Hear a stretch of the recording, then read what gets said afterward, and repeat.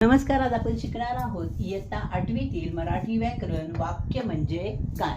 वाक्य म्हणजे काय तर अर्थपूर्ण शब्दांच्या समूहाला वाक्य असे म्हणतात. म्हणजेच काय, गुलाब हा फुलांचा राजा आहे, हे झालं एक अर्थपूर्ण शब्दांचा समूह. गुलाब हा फुलांचा राजा आहे म्हणजे अर्थपूर्ण शब्दांचा समूह असेल तर त्याला म्हणतात वाक्य.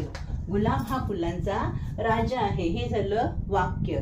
तर हे जे वाक्य आहे त्या वाक्याचे दोन भाग पडतात, उद्देश आणि विधेय. आणि विधेय. तर आता आपण शिकणार आहोत उद्देश म्हणजे काय आणि विधेय म्हणजे काय. तर उद्देश म्हणजे वाक्यातील कर्ता असतो आणि विधेय म्हणजे वाक्यातील क्रियापद असते. इथे एक वाक्य दिलंय, त्याचा मोठा मुलगा दररोज आगगाडीने मुंबईला जातो. मग ह्या वाक्यातील कर्ता म्हणजे उद्देश काय आहे? मुलगा आहे. मग मुलगा हे उद्देश आहे. तर जातो हे क्रियापद म्हणजेच ते विधेय आहे.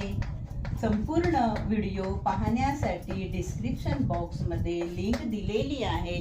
संपूर्ण व्हिडिओ पहा. धन्यवाद.